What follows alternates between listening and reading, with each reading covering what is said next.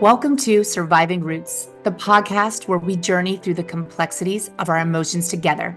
I'm your host, Cari, and I'm here to guide you on a path of self-discovery, understanding, and healing. In each episode, we'll explore a range of emotions and experiences, from navigating grief and trauma to managing stress and anxiety. Through candid conversations, expert insights, and practical strategies, we'll uncover the tools you need to navigate life's emotional landscape with resilience and grace. So, let's embark on this transformative journey together. Take a deep breath. Allow yourself this time. This podcast is for you. Hi, everyone. We're back with a new episode with the one and only Nikki Spoelstra. Nikki is the host of The Know with Nikki Spo, a globally top-ranked podcast which highlights the stories of individuals who are finding and celebrating their deepest sense of inner knowing in a space where it's not about knowing everything, but also coming to know ourselves. Her podcast has been nominated for the People's Choice Podcast Award and is up for 2 coveted Gracie Awards, which honors exceptional women in podcasting and journalism.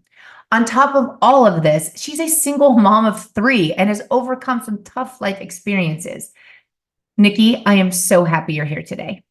Cari, thank you so much for having me. I'm so excited for you. Congratulations on everything that you're doing. This is so exciting. Oh my gosh, thank you. I mean, listen, your story is one that not only embodies resilience, but you're redefining it. And through your sobriety and loss, heartbreak, joys and challenges of motherhood, you've emerged as this guiding light to others for hope and empowerment. And I firmly believe that our pain isn't our prison. It instead can be a catalyst for unlocking our true potential. And Nikki, you're living proof of this transformative power.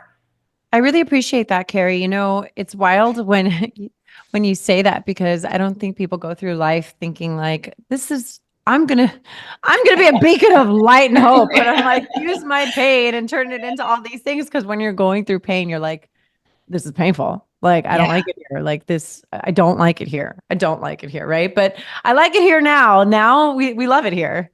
Yeah, I mean, I feel like it's such an inspiration, because so many people, they fear their pain, they don't want to feel their pain, they numb from their pain, and pain can, push us down, and you have really allowed it to propel you forward. So it's truly inspiring, everything that you've experienced over the last couple of years. Thank you. Thank you. It's been a wild ride. By looking at your platform and everyone that you've spoken with on The Know with Nikki Spo, you have such a deep interest in the human experience. And I'm dying to know, where does it come from? You know, I think back to like my childhood even. I think some seeds were planted. My mom was a Pan Am flight attendant. You know, I speak really openly, Cari, about my very tense relationship that I had growing up with my mom. My mom was an alcoholic.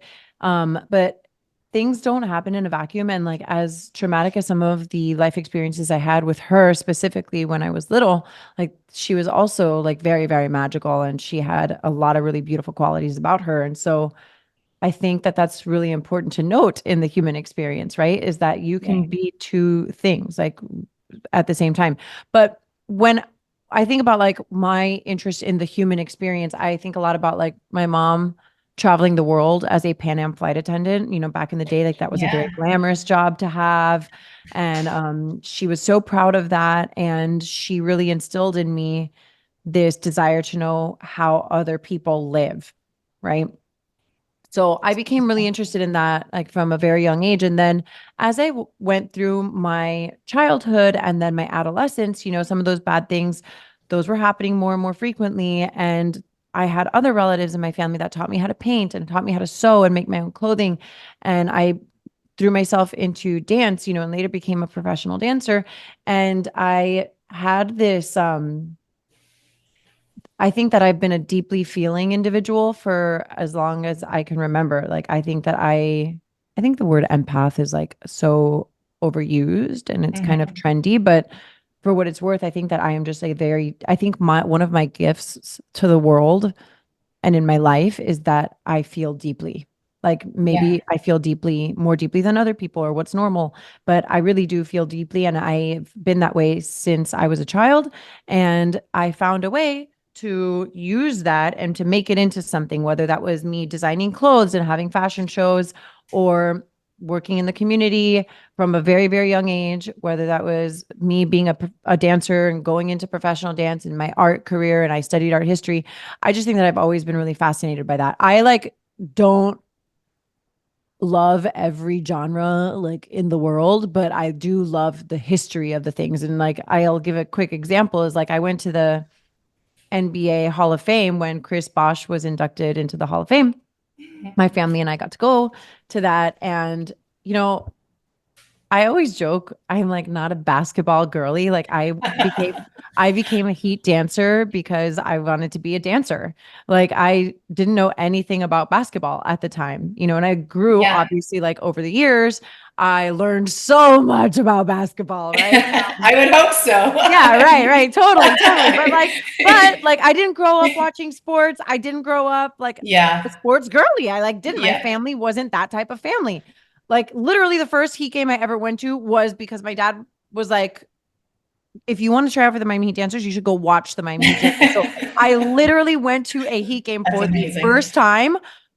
I don't know who we were playing. I don't know anything. I was waiting for the two timeouts, like the two timeouts where the Miami Heat dancers would come out. And I was like, I need to watch the Heat dancers. I was like, what is this basketball shit that we're Oh watching? I'm my like, who God. cares about that? Right.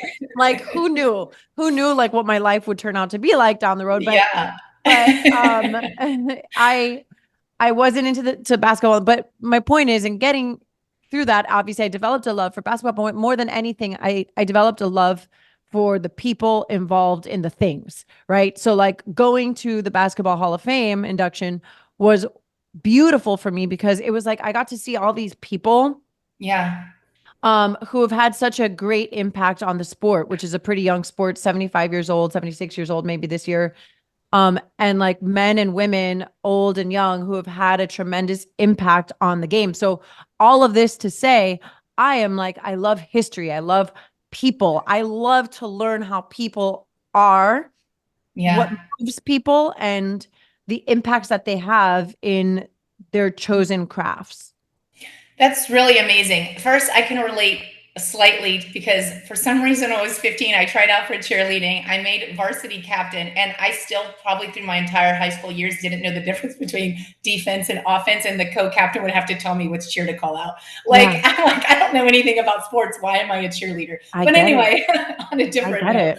I get it. you know, I want to go back for a second because you said some really important things. I can relate with you in terms of I had a very interesting relationship with my mother and actually both my parents. My dad was the alcoholic, but my mother was addicted to just being the victim of life. And I think you're so right when, you know, it doesn't have to be this or that. Like your childhood and the things that you were talking about, it all doesn't have to be a bad story or a negative story. You can juggle and carry both positive things, which it sounds like your mother really instilled in you a lot of beautiful qualities. But do you think that you're such a feeler because of your upbringing, because of things having to deal with in your childhood? Because I know I have found myself to be a feeler and really have empathy for others. And I know a lot of people who grow up with harder childhoods or hardships, they can either be cut off and not emotional whatsoever because of fear of being hurt, or they can overfeel and want to just be truly connected to other human being because of maybe connections they lacked growing up. Like, You know, Carrie, I actually it's interesting. I think that I was kind of born this way. yeah, I really do. And I don't think that much about it. Like I choose not to think. So like there was a part in my healing journey which I think is ongoing, right? We're always yeah, healing, we're always evolving. And I have something to say about that too. But I think part of it is like I tried for a while I became like attached to the identity, right? Like the identity. I identify as having gone through this really difficult thing. And at this stage in my life, I'm really trying to move away from like identifying with anything. I just am, right? And so I got to a point in my journey where I'm like, okay, I get it. I had done so much talk therapy, Cari, that I'm like, okay, I get it. I understand Yeah. the things that happened to me and what made me and my personality this way. And now I think I'm in a space that I'm moving away from, okay, well, I'm this way because, and just like I am, this is who I am, Yeah. and making sure that I continuously grow into a person that I like, right? Yeah. Like I obviously, like I have or I had, severe abandonment issues, which deeply affected so many of my relationships in my life. Of You know, course. I can look at that and be like, I can identify that and say, especially as a single woman now, oh, I have abandonment issues. Well, the reality is that I don't really like having abandonment issues. Like it doesn't Yeah. feel good. It doesn't feel good. I also Yeah. live with anxiety. I clinically have anxiety. You know, Hmm. I don't like living with anxiety, right? It's not fun. It's It's not not fun. fun. It's not like a fun Yeah. experience. I can't wait to have anxiety over this Yeah. situation. And it's not as simple and cut and dry as like, well, just don't have anxiety, like breathe Yeah. through it. It's not Yeah. that simple. But when it comes to something like my abandonment fears or a trigger response that I have to something, I can sit here and say, okay, well, that's who I am. Oh well. Or I can say, you know what? I don't really like those qualities about myself. So let me work on ways to improve them and move through them in a way that feels better so that my life experience feels better for me. Right. Right. And Yeah. it's the same thing with like, yes, I'm a survivor. I survived sexual abuse. I survived physical abuse, psychological abuse. I am a survivor. I'm a sober woman. I did this a lot when I first got sober. I was like, I'm identifying as a sober woman. Yeah. Now I'm kind of like, yeah, I am a survivor. I am a sober woman, but I'm also like so much more. And like, Yeah. I choose now the bad things and the good things. I'm a divorcee. Like these things are not the only things that define me. They aren't. So I make a conscious decision, whether it's a good thing or a bad thing, not to put so much of like pressure of like my sense of identity in those things. Yeah. It's beautiful that you say that because when I was researching you and reading about you and everything that I see that you do, you're so many things. So like I would read this and I'm like, well, but you're so many things. And it's so interesting because you are, it's not that you're a gatekeeper where you protect your present and your future from your past. It's just really, you're continually shifting forward and moving forward and you're just becoming and becoming. And sometimes we become from unbecoming. So our becoming is from our unbecoming. So it's really a beautiful process. And you mentioned about living a sober life. Like, what has that created for you? Because how many years have you been sober? 4. I just 4. celebrated 4 years. Yeah. Congratulations. Thank you. It is, I'm constantly shifting towards this alcohol-free life. And I've only done it for 8 months, a year and a half ago. And in those 8 months, Congrats. thank you. Thank you. In those 8 months, I really felt like it was the first time in my 46 years that I felt truly connected to myself. I was like vibrating and working and creating like on a different level. And I mean, what's 4 years feel like? Like, what has this created for you? I always say that sobriety is like the best thing to Mm, happen in my life, but it also had like catastrophic effects on a lot of other areas of my life. So, because I started to wake up to myself, getting sober allowed me to rediscover who I am. It mhm. allowed me to realize that I'm worthy of this life that we're living, even if it's hard at Yeah. times. Getting sober allowed me the space and the grace to show other people grace and myself grace. Um, it made me more tolerant. I think that getting sober allowed me to rediscover myself. But and I studied this, I went to therapy when I was really little because of my mom's alcoholism, and like everybody in the family unit, when there's an alcoholic, has like a role in the family Yeah. unit, right? Like everybody kind Yeah. of plays this role, whether that's an enabler or a cheerleader or whatever, whatever. And so what I came to learn And I'm talking about like all of my relationships, right? Like my Yeah. family of origin relationships and things like that. It's like when one person is sick, like the whole unit is kind of sick. And Yeah. so because you have to everything operates in this really weird way, it's like all the cogs are working in this dysfunction, Yeah. right? Like this Yeah. the dysfunction of it works. And so when one person begins to heal in a family unit, right? And so I can say that from my family of origin, when I started to get sober, it changed my relationship with my dad. It changed my relationship with the rest of my family of origin, Yeah. you know, and that's across the board. Yeah. So it was a big reckoning. It was a big awakening. I was able to help my mom, you know, who I had been estranged from. I was able to go and do a sober intervention on her. Like Oh, wow. during my sobriety, I was able to put her in a rehab, which I would not previously have been able to do.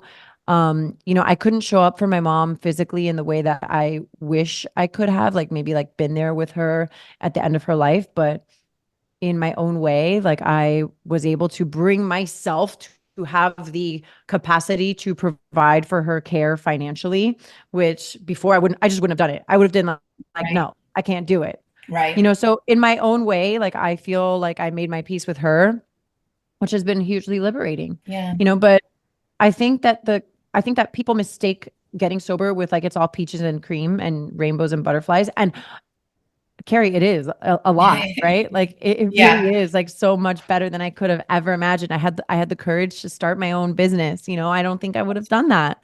Yeah. But it's hard too because you have to learn how to function in the world with the same pains and the same triggers, and now without the crutch of being able to escape through whatever means it was. Yeah. You have to kind of learn how to sit in the shit, and that's hard. It It's is a hard. hard thing. It is hard. And it's one of the things I really try to teach my kids. Like, it's really an inside job because if I go back and look at decades of my life, it's like, wow, you really have to sit in the shit and you have to feel your feelings and not numb, whether it's alcohol or shopping or dating and relationships. Like, you really got to just like feel it to heal it so you can just like move on and deal with Yeah. shit. And that's hard. It's just hard. It's hard. It really is hard. You And I know, still have those feelings. Like I still have feelings of like people ask me like, do you ever get triggered by alcohol? Like fortunately by the grace of God, and I know that it's God working in my life, you know, yeah, that sounds woo-woo for some people. I have a relationship with God. God does not exist for me. God did not exist for me when I wasn't sober. Like I did not believe in God. I did yeah, not believe in any God before I got sober. And like it's not that it's like a culty thing, but it's like I, through yeah, my sobriety, was able to find a relationship with the God of my understanding. So like the two don't exist without each other. Like I don't stay sober without God, and God doesn't exist for me without my sobriety. Right. yeah, And so I was able to find that, and that really has been hugely transformative in my life. yeah. I mean, I think that's actually that's beautiful because when you get sober or you're alcohol free and you're just truly connected to yourself, you have this higher sense of intuition. I mean, I became much more spiritual during those 8.5 months. I mean, I started meditating for the first time in my life, just sitting still and listening to my inner voice. And Yeah. I don't know, it's just so beautiful. The world is so beautiful around us, and you just sort of miss out on so many things when you're just not connected. Um, Staying sober is huge. And you mentioned about like the hardships. Like, how did you stay committed to your sobriety? So, God is your relationship with God because you've dealt with a lot of hard things. The loss of your mother. I want to talk to you about your son's diagnosis. No, diagnosis, if that's okay. But how did you stay committed to your sobriety Um, Service, service? you know, like in this roundabout way, like I don't sponsor anybody right now. You know, Yeah. I'm not a sponsor. I don't sponsor other alcoholics, but like one of the things that people in 12-step programs talk about, the 12th step 12 is Mhm. to be in service to another person who is sick and suffering. And so like in my own way, like I feel like having conversations on my podcast with experts and other people who are going through stuff, I feel like that is a service, right? Like Yeah. that. and it helps me too. Like, but it also just, I believe that it helps other people. And when my life was falling apart, when my mom had just died, I had just found out I was pregnant with our third child, which was a planned pregnancy. And our son, who was 4 at the time, was diagnosed with Burkitt lymphoma. I was just like, oh, fuck. Like, all of the things, like all of the worst case scenarios were Yeah. happening. And I thankfully had a really good support system. Like I would drive home from the hospital sometimes in the middle of the night and call like a girlfriend and literally just scream into the phone, like, like just lose it Yeah. and like be crying on the phone on my drive home. Like I'm hormonal because of my pregnancy and I'm spending nights in the hospital. It was a really, really hard time. I don't know. I just think that like I stayed the course. And so what I was going to say is that I am not triggered by alcohol. Like people can drink in front of me. I don't mind. I can Yeah. generally go to a bar with friends who are socializing and drink my water and my Diet Coke. And it's Yeah. fine. I'm a little bit triggered by seeing drugs. So Yeah. like drugs cannot be present in my life. Like I cannot see them. Um, but that doesn't mean that I don't like just because I'm not triggered to drink alcohol doesn't mean that I'm not triggered to escape. So like Yeah. I still very much am like, "Oh my gosh, I'm feeling pain. I want to escape. I want to escape. I don't want to be here. Make it stop. Make it stop. Make it stop." Right? Yeah. That's when I try to like I know it sounds so corny, but it's like you hit your knees and I get on my knees and I pray to God. It sounds so sad. Like I feel like such a dork saying that, but I actually get on my knees and pray to God. And for what it's worth, like if you just wait a little bit, like the feeling passes. And so like something that I struggle with is like I smoke cigarettes, right? I Yeah. don't, and I like I've never actually said that like out loud. Like my friends know, my friends kind of know about it. Like every once in a while, I'll like go outside and instead of downing 2 bottles of wine, I have a Yeah. tea and I smoke a cigarette and that's my Yeah. relaxation for the night, right? Yeah. I'm not proud of that. I think it's gross, right? Yeah. I think it's a gross habit for the record. But I'm like, she can do anything, she can't do everything. Right. In Right. my world, I'm like, she's not drinking, she's not doing drugs, she's not shopping to like make herself Yeah. feel better. I'm not sleeping around. Like Yeah. I can do anything, but I can't do all of the things at once. So it's like, I love that. but one of the things that I consider, I'm like, okay, now, like I know that I don't want to do that for my whole life. I don't Yeah. want to. I understand. I want Yeah. to live a long time. I love myself so much now, Cari, that I'm like I don't want to hurt my body, and I know that hurts my body, so I don't want to do it anymore. So one of the Yeah. things that I work through now, I'm like, and this is a good example where you asked me like, how did you get through it? I'm like, okay, just wait it out, wait it out, wait it Wait it out. I'm out. like, why don't what? Okay, I want to go smoke a cigarette. What if I wait 5 minutes? Yeah. What if I just wait 5 minutes? Yeah. Distract myself with something different, like go be productive and do something else. Like, and then I'm like, okay, well, maybe I'll wait 10 minutes. Yeah. Oh, maybe not. Okay. Now that like desire, now like the addiction part of my brain that kicks in or that I want to have this, it subsides a little bit. Yeah. I think that's the importance of self-awareness and self-control. I mean, if we could just sit and still or just take that pause. I want to go back to this God thing, and I don't even know why I'm talking about this really because this was not sort of anything I was going to mention today, but But those are the best conversations. I mean, they really are. But I relate to so many things with you. As a mother myself, I can only begin to fathom like the depths of fear and uncertainty that comes with having a child that's diagnosed with cancer. Our experiences are extremely different, but I do know what it's like to have that weight of facing the potentials of the big C. Because when my daughter was 3 months old, my husband was diagnosed with cancer, and I literally just thank you. I literally had just coming from a very toxic upbringing and feeling like no self worth, no sense of that I deserved love. I finally found my soulmate, had this family I created, and then the big C came into our lives. And I just remember night after night, like rocking my daughter to sleep, crying, feeling so alone, wondering like, wow, maybe my mother was right, or maybe I'm not worthy of this love, or maybe I don't deserve any of this. And I would pray to God. I mean, God really came into my life during that time. And I was, raised Catholic, and I converted to Judaism, and but it was nothing that was sort of like a huge part of my life. But when cancer came into our lives, I just remember praying to God so much, praying for my husband's like life and praying that it never touched my child. And although I don't know exactly what you went through, I deeply really empathize with the emotional toll that the desperation and hope, like as a mom, that you had to face. Like that's a mother's, I think one of their worst nightmares is getting that kind of diagnosis. So like how did you like what kind of, I don't know, thoughts do you have to share with mothers that are going through something like that? And I really want to know what it felt like, honestly, when you heard your son was in remission. I mean, thank God. So thank you. And I'm sorry to hear about what your family went through because that must have been so, so hard. Um, Yeah, thank you you. know, Cancer is not fun. it's not fun. When we got the diagnosis, the advice that I have first, the advice that I have for moms is to listen to their intuition. Yeah, Like, I remember taking my son to the doctor because he had a tummy ache. And, my son was in preschool. So, like, kids get sick all the time. Everybody in our family had RSV, like, I don't know how many times, like, in that one school year. Little dude had been on antibiotics for a bit, right?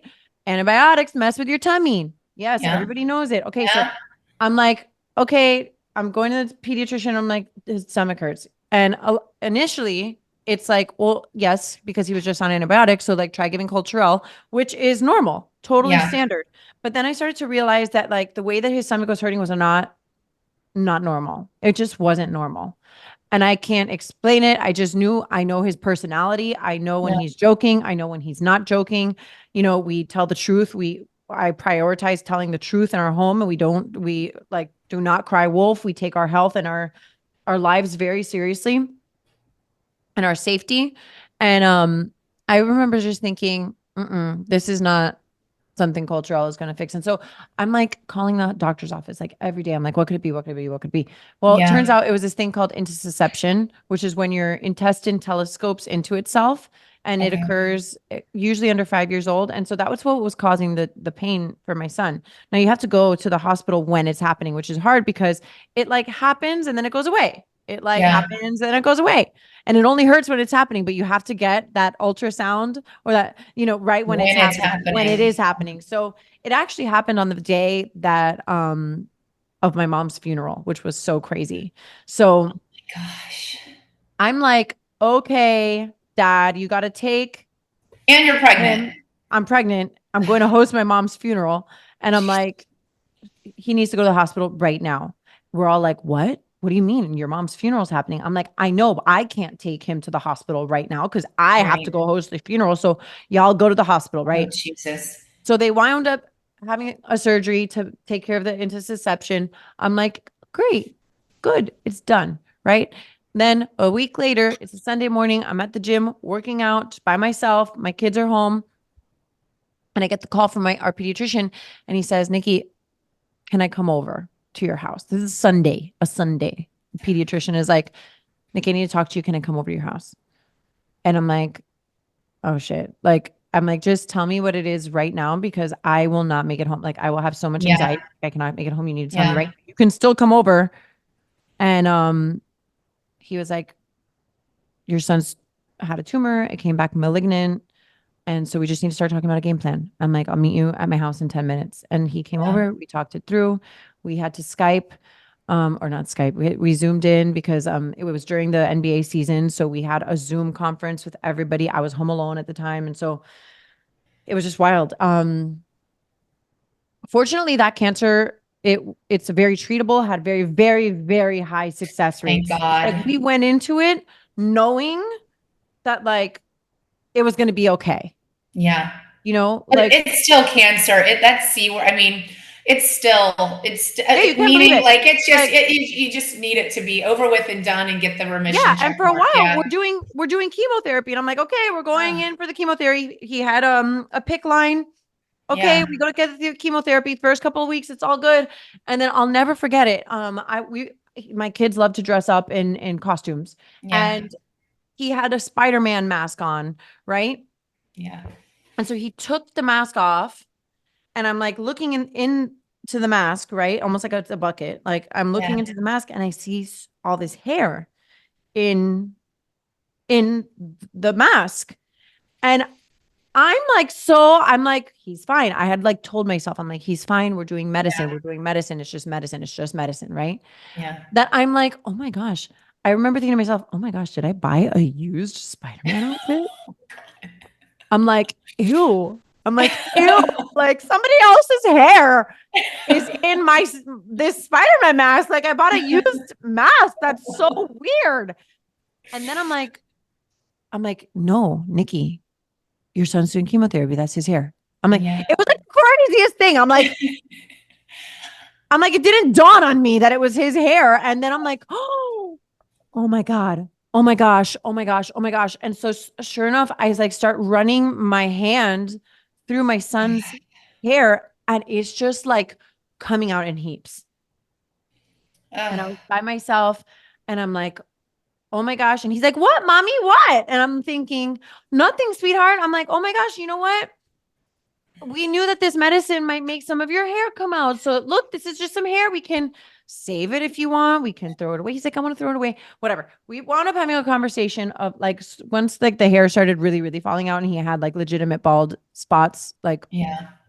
I'm like, do you want to cut your hair? What would you like to do? We decided to cut it. His little brother decided to cut his hair also. This was something that our family was going through very privately. So like the adults, we decided that we were not going to do anything to our hair. We were not going to, we wanted to keep, Right. we didn't, I mean, I didn't talk about it Yeah. publicly until after.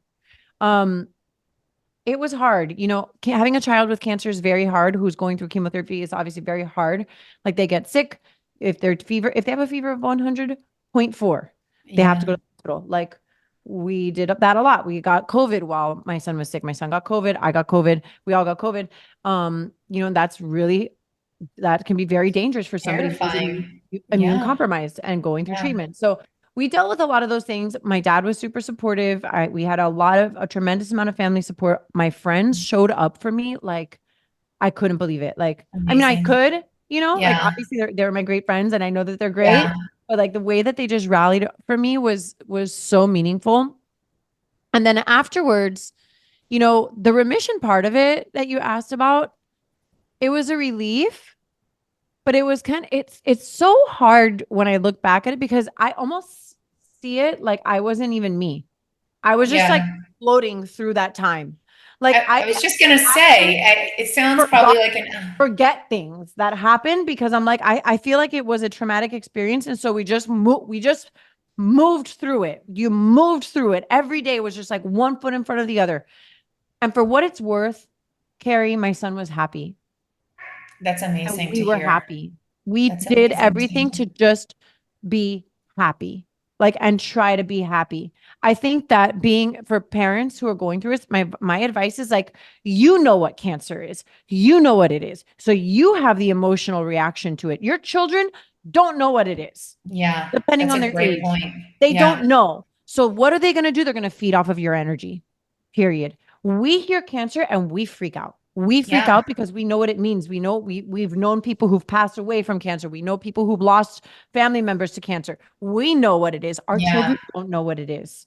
Our children do not know what it is. What they know is how you respond to it. What they know is your energy around it. What they know is how you behave when you take them to treatment, how you behave when their hair starts falling out. Yeah. That's a How you great handle it. Are reminder. you do you treat your child like they're sick? Yeah. That's a great reminder. And honestly, that kind of advice you can use in so many aspects of our parenting and our Totally. mothering. Totally. I mean, so I just love your mentality. Like it's one foot in front of the other, moving forward. You just keep going in life. Like, how did you protect your mental health for you to be present in your life and for your children? Like, what are some things you Oh do my to gosh. protect your mental health? I have a therapist. Like I think everybody should be in therapy. Like I think everybody should have a therapist. I think everybody needs somebody to talk to. It's not enough to talk to your friends. They're Yeah. biased. Even the Yeah. ones who aren't biased are biased. Like Yeah. like you need to talk to people. Not you. people, I believe that anybody could benefit from a therapist, whether or not they're like struggling with mental health issues. Like, Yeah. have I been depressed at times? Yes, I have. Have I struggled with anxiety? Yes, I have. You Yeah. know, um, I've been in therapy since I was a kid. Yeah, I've been abused. I was abused since I was a kid. Like I have sexual abuse history. Like Yeah. I've been in therapy since I was a kid. Yes, but like even when I think about my life now and how much more peace I feel in my life, I still talk to a therapist because I still mean, things come up. Still things come up in my life that I'm like, wait, I don't want to fall into old habits. Like I yeah. have a tendency like to seek out experiences that are comfortable. The path of least resistance is Yeah. one that I'm familiar with. So it's Yeah. easy for me to fall into things, potentially unhealthy things, just because it's like a comfort. I actually am Yeah. comfortable there. Well, I mean, it's sort of like having this coach along your journey, just rooting for your best and reminding you like of your worth and what you need to do to stay on that path. And And also calling you out. I think therapy only really works yeah, if you're honest. You have to yeah, be willing to be honest. And that's another thing that I love about a 12-step program is that like you got to be honest. yeah, Like it's easy to go into a therapy session with a therapist who doesn't know anybody in your life, whoever, and you yeah. can talk shit about that person to your therapist and they can listen to I you like, know. yeah. This is why you But can't lean on your friends. You need somebody. but even with a therapist, therapy is only going to work really well for you if you are honest with your therapist about yourself. Yeah. Well, I mean, I think getting honest with ourselves is really the first step in it And it's all. scary. It's terrifying. I mean, it's Not terrifying. fun. It's not fun. I only really I've been doing this with myself for decades, but I would say probably in the last year and a half is where I really got honest with myself. And yeah, it's not fun and it's not pretty, but what's the alternative? Like What's the stay. alternative? What's the alternative? You know, what's the Right. alternative? You know? Totally. And Totally. there really is this beautiful transformation, not really waiting on the other side because healing really is a lifelong journey. I mean, you learn to go at your own pace, you learn to choose what you carry on it, but it really is just a lifelong journey. And honestly, maybe I should get a therapist. I think everybody You, should. I mean, everybody, maybe I should. um, I want to switch to something about just like validation because you have received so much praise and so many awards. And I really want to know, like, does this validation feel like, do you find yourself fulfilled or do you, like a lot of us, still seek validation externally? So, first of all, I haven't actually won the awards. Like, I've been nominated for the You're awards, going to win them. Let's just but manifest this we because can manifest it. But it's like, you know, like it's hard when you get nominated and then you don't win. You're like, ah, I want to win, right? yeah. I think Well, what's really important is to like stay rooted in why you're doing it, right? So like yeah. when for example when the awards come out, right? And I realize, oh shit, I didn't win the award that I was nominated for. I'm like, should I quit podcasting? Should I quit doing this? No, I shouldn't because Yeah, it's not really about the award. It's about the impact that I'm having on people. So I exactly. think staying true to like your why and why you're doing it is really, really important. I think external validation is normal to crave. I don't think people are abnormal when they want it. I think it Yeah. is a very normal thing. You want to be recognized. One of the biggest issues that I had with being a teacher was like I hated making $35,000 a year. Yeah. Like I loved teaching. I was a teacher of the year. I did win that award. Yeah. But Which is I a big loved, one. Which is a big but I'm one. like, I don't like I want to be in a situation like I taught out of the goodness of my heart. And guess what? I was also married. And at the time, I didn't have to earn an income. Yeah. Okay. I could have donated my time, but there's something different between donating your time and then also being compensated fairly Yeah. and appropriately for what you're doing. And one of the biggest issues I have with the teaching profession in our country is that teachers are not compensated fairly or appropriately. And for me, from an 100%. integrity standpoint, I could be the best teacher in the room, whatever. It didn't feel good for me. Yeah. It didn't feel good. Okay, so one could argue that that is something that I was externally motivated by, right? Like my income, especially in a situation when I didn't really need to make an income. Right. But Right. it is what it is. I felt that way. If I was going to be working, I wanted to know that I was getting something that I felt was fair and appropriate. And unfortunately, the teaching profession ain't it. I Yeah. could see myself going back to like coaching a dance team down the road. I could see myself doing that. But being a teacher, for me, it was hard. It was hard. I have so much respect for teachers. It's Teacher Appreciation Week this week. I have so much Yeah. respect for teachers. Yeah. So much I respect mean, for teachers.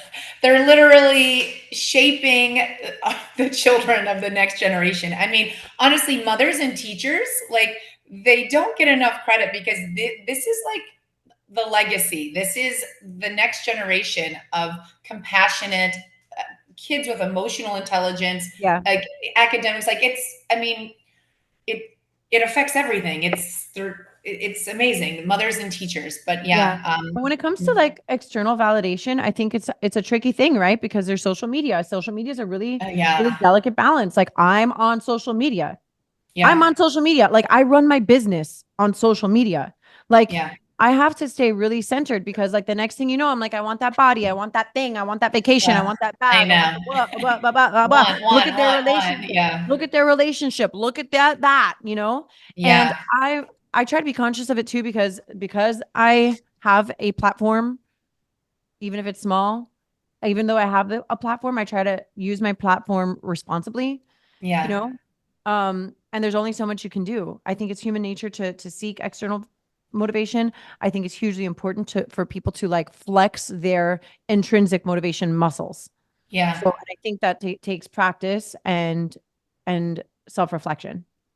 I love that. And, it's amazing what you do for your community, for your platform, because there needs to be more of that out there. It's really hard. I mean, listen, I am on social media all the time, and my imposter syndrome and my inner critic are so loud when I'm constantly on it. But like when I walk away and I turn it off, I actually can like have a greater sense of self and not worry what's happening so externally and measuring myself against other people. And half the shit's fake anyway, even though I know that and I'm an adult, but it's still, you get It caught still up. affects us. It still affects us. It's, Yeah. it's crazy. That's why I'll never let my children on it. I told my daughter, like, I'm never letting you on it until you can go and buy your own phone and you're 18 and you're out of my house, because Yeah. I know how it affects me as an adult and I know better. So I can't imagine Well, what and it, that's how we grew up without it, right? Like I yeah, didn't have like Instagram wasn't a thing until I mean I was living in Los Angeles is like 2010-ish, 12-ish, like yeah, somewhere around there it was gaining popularity. We had Facebook before that, MySpace a little bit, but even that like I was in college already. So like I grew yeah. up not having that. Yeah. Well, I know how like having 17 and Vogue and Teen Vogue and the when Kate Moss and her waif body, like those fueled my eating disorders and my self-image and my self-worth. So I can't imagine like a device, like you're constantly just looking at stuff all day long, when All like day just long. a monthly magazine, how much that affected me, or a Totally. weekly magazine. Totally. Uh, um, well, I would like to ask you, to end, what dreams do you have for yourself and your family looking forward? Oh my gosh, peace is the bag, like Yeah. peace is the bag, there was I'm sure a lot of people saw it, but there was like a big she fumbled the bag narrative like online, which was so frustrating and annoying for me because people don't know shit about shit. But like peace, it really is the bag. Like I want my kids and I to have like a peaceful life. I used Yeah. to think that like, what do you wish for on your birthday? Love. I don't happiness. I don't even wish for happiness. I wish for peace. Peace. Because you know what? Like after those 2 years that I had that were really, really hard, was I happy? No, but I had peace in my heart. Yeah. And that is the Yeah. flex, man. That is the real flex, is to have peace, to know who you are, to be sure of yourself, to be continuously growing. Like that's my wish, that I never stop growing, that I never give up hope, that I don't lose hope. I think hope is super powerful. Um, I hope that I stay resilient without having to have to be strong anymore. I'm tired of being strong. Like people, I'm like, so many people are like, you're the strongest person I know, honey. I Yeah. want to retire from being strong. Yeah. I feel like I'm you've had a lot of experiences that would be in a lifetime, if any. Like, I think you need, yeah. I'm ready to retire from the strength department. Yeah. I'm ready to live easy and happy and peaceful. You know? Peaceful. And Yeah. when I say easy, I don't mean like cush easy, even though I that's know. nice. Yeah. When Yeah. I say easy, I mean that like my mind and heart are at ease, that I Yeah. am at ease with my life and who I am and the children that I'm raising. That's so important and it's so beautiful. And I know your journey is honestly a testament to the human spirit, and your experiences will resonate deeply with everyone listening. I hope that it encourages and inspire other people, which I know that it will, to embrace their own paths of healing and growth. And I honestly just want to thank you for opening up today and speaking with me and sharing your incredible journey with all of us. Thank It's you, my Nikki, pleasure, so much. Cari. Thank Thank you you so so much. Thanks for much. having me. Thank you. Thank you for joining this week's episode of Surviving Roots. Let's continue this conversation as a community. For more updates about the show, remember to subscribe on iTunes to leave a review. Also, there will be some special bonus footage from the show on Instagram at Cari.fund. I'll see you there.